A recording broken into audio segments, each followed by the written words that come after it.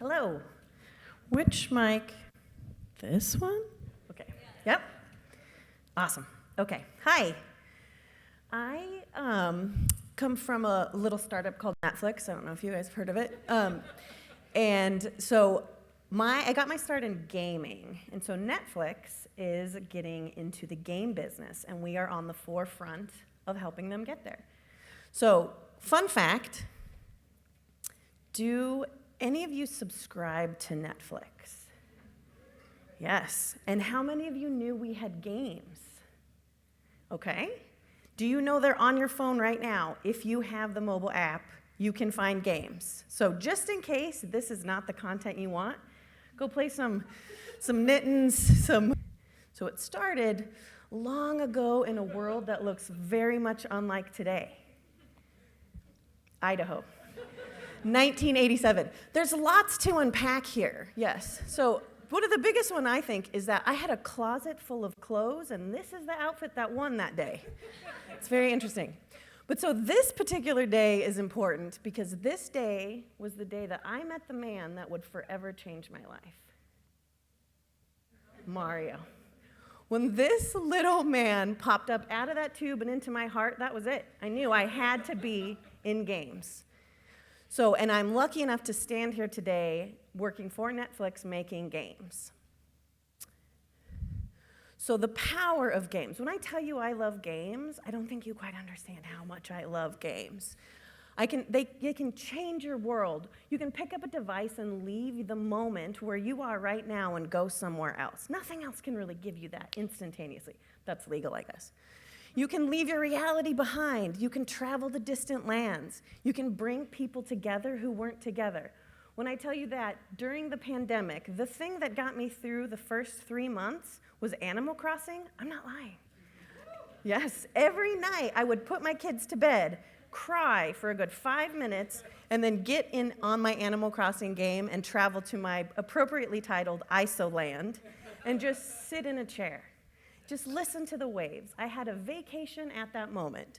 There's very little things that can give you that much fun. Fido, if you don't feel like standing, you can raise your hand, but let's do some stuff here. Okay, so now, if you play any games at all, mobile games, except for board games, sorry. If you play mobile games, computer games, any games, I want you to stay standing. No judgment, seriously, no judgment. Now, if you consider yourself a gamer, stay standing. All right, let me ask. No, that works. You? Sorry, right there, yeah, sorry. League of Legends, okay.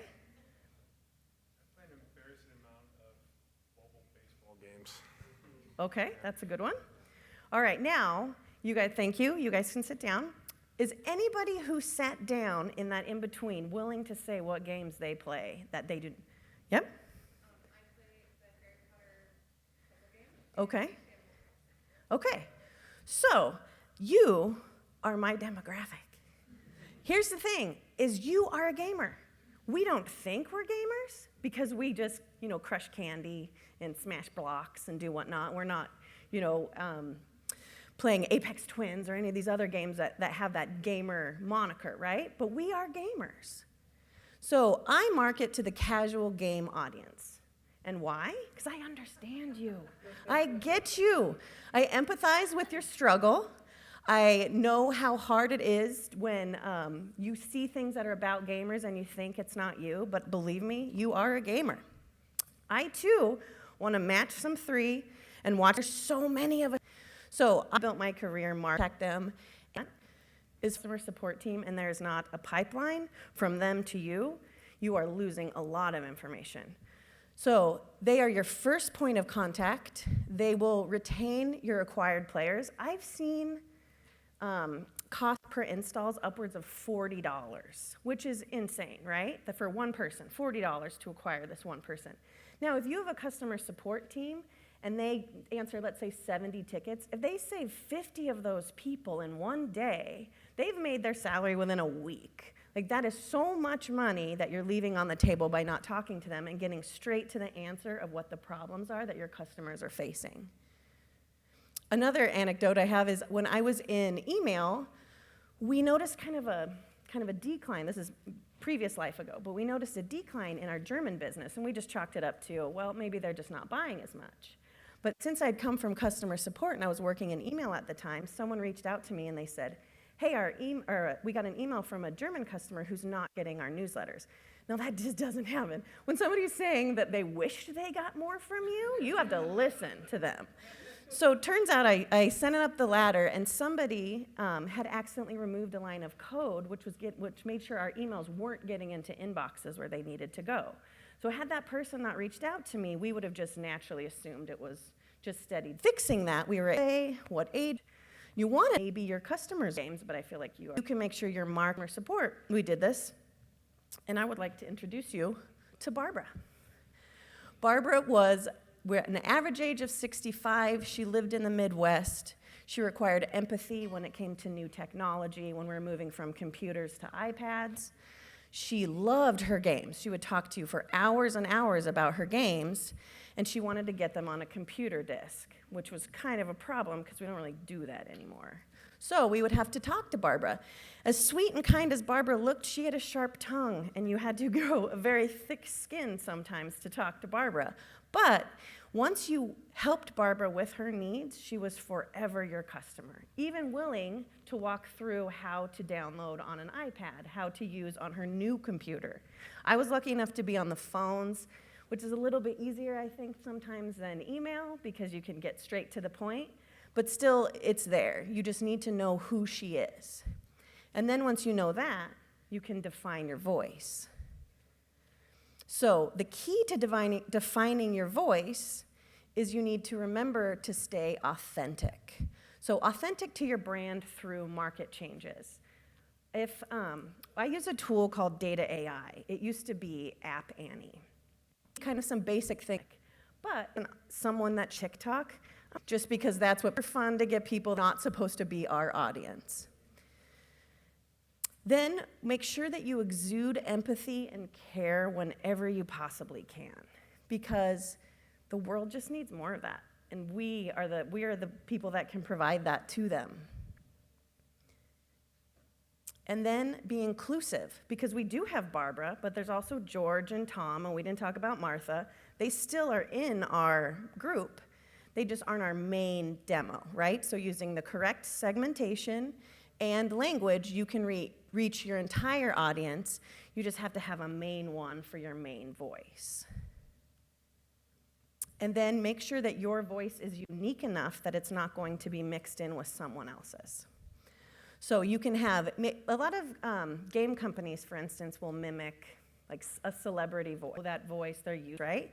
But even if you mimicked that kind of fun style in which she exudes, you don't want people hearing Kristen Bell when they're reading all your campaign stuff. It still needs to sound like your game or product, but in the way in which she says it, or the way in which the celebrity you've chosen to mimic says it.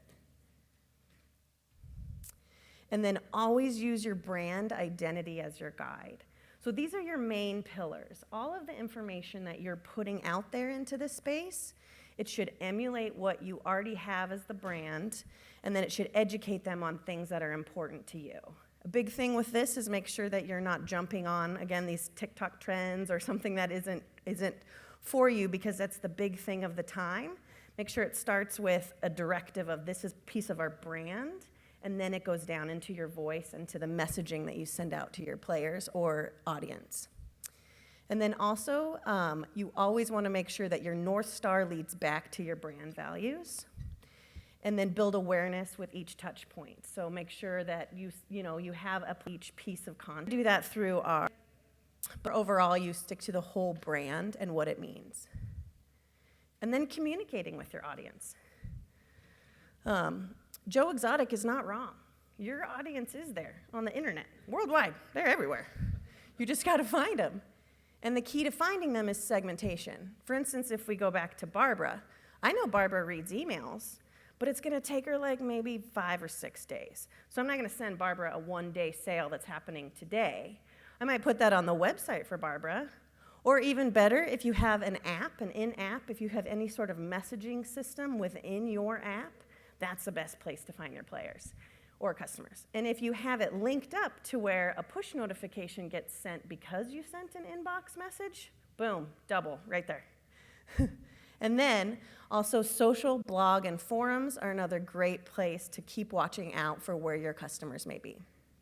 Or bringing that back to you if there's a problem, if there's something more they want to see. A healthy discussion that might start in there is something that's really nice, especially if it happens organically. Then you can get involved in what they're thinking, what they want, but without you pulling it out of them.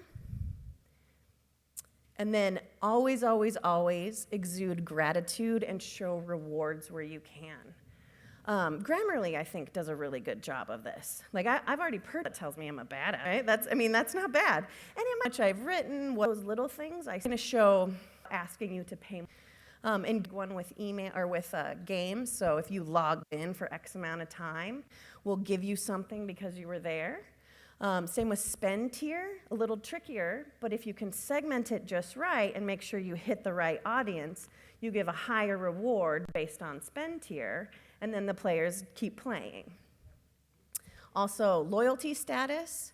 So if they have been with you for X amount of time, send them something. Even if it's a small discount, or even if it's just an email that says, hey, guess what? You've been with us a year. Here's a fun confetti banner. I mean, those type of campaigns are very low risk to implement.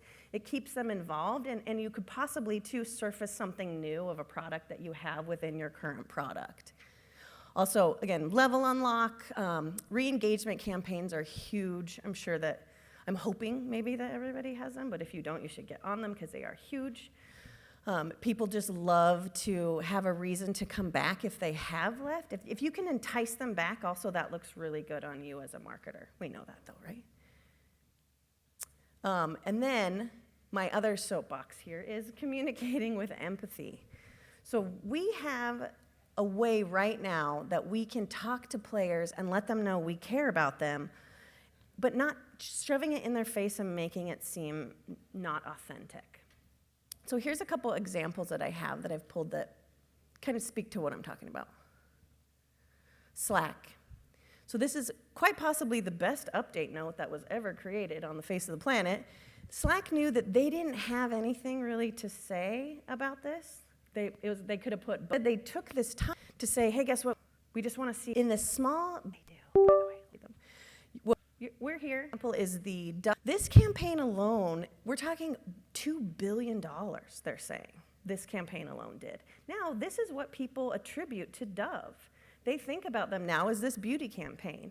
And what Dove did was they listened to their audience, predominantly women, and their audience had said, the beauty industry has been telling us for years that we're ugly, that our skin is too saggy, that all of these things are happening. So instead what they did is they said, no, we see you, we hear you, and you're not any of those things, and we care about you. Everyone's seen the pictures, everyone's seen the videos online. They really did a great job of showing empathy with this, and it reaped returns. Another one is Lush. Lush is a kind of a higher-end product made from whole ingredients, but they have a really, really solid customer base. So what they did was they made a bunch of videos showcasing, and that's something that their customers really care about. So this campaign was actually very successful. There's a number of videos out there on it, so if you're at all interested, in watching this, I was like, okay, I'm now a Lush person, I decided. And then next, this is a company called Artifact Uprising. They do high-end prints for consumers. So this is an email that I received, and I thought it just exuded empathy, really, in everything. So it's blurred out, but really the meat of this is that we understand that Mother's Day can be a sensitive topic and want to acknowledge it with special care. That's why I'm reaching out to you to ask if you'd rather not receive Mother's Day's reminders and emails this year. So they listened to people say, Mother's Day is really hard for me for a number of reasons.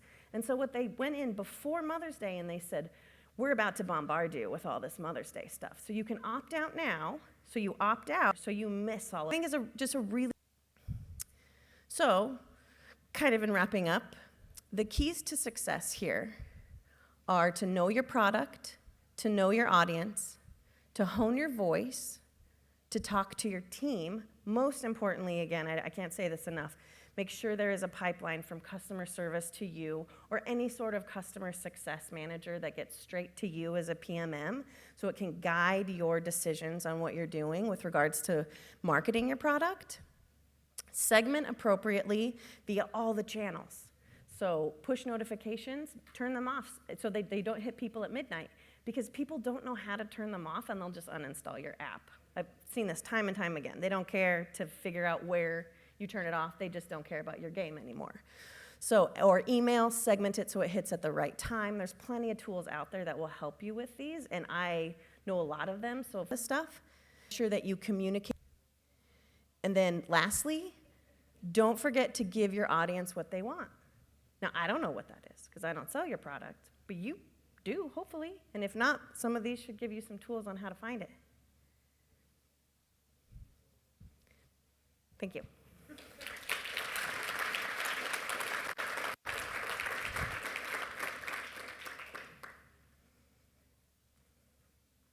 All right. That's awesome. I love the memes. Thanks. It's the best way to do it. I had to thread it between the Netflix and gaming, right? Yeah, I like that. I like that. Thanks. So, a couple questions. How do you maintain an authentic brand voice when you're reaching your Barbara? I think we have to build, if we know that Barbara is our main consumer, then we build our brand voice essentially around Barbara. Who does Barbara like? Like maybe our brand voice was, I don't know.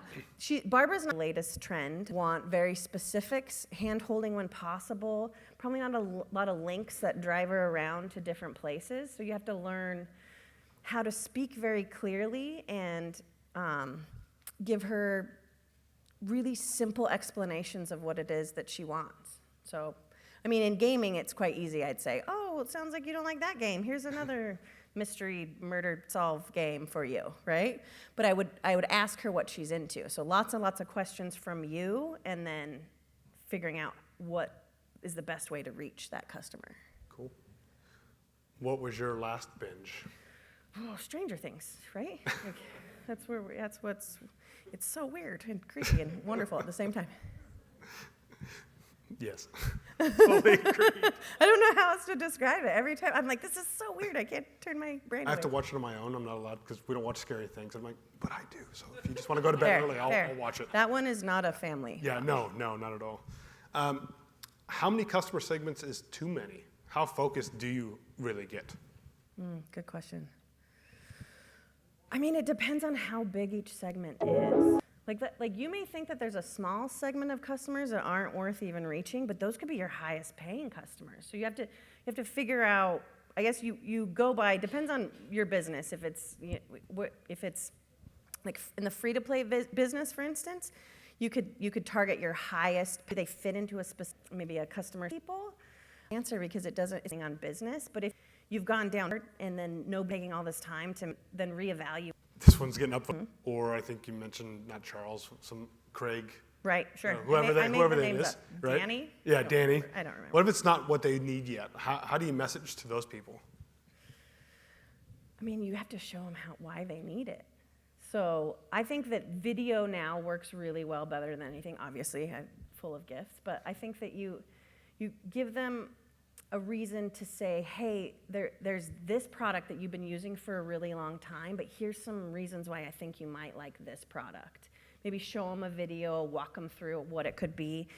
I mean, Barbara's voice is going to change all the time, too. I mean, she didn't use iPads, and now she does, and so that is a big shift in technology, and so with that, the voice in which you talk to her shifts a little bit, because you're not talking about all this kind of more antiquated technology with regards to these download games. You're talking about app stores and, reviews and ratings and all these things that she never had before. So I think you just have to show her the value of the new product and how it could make her life better. It's a consistent value exchange, right? In her way, in her terms, and yeah. on her time frame.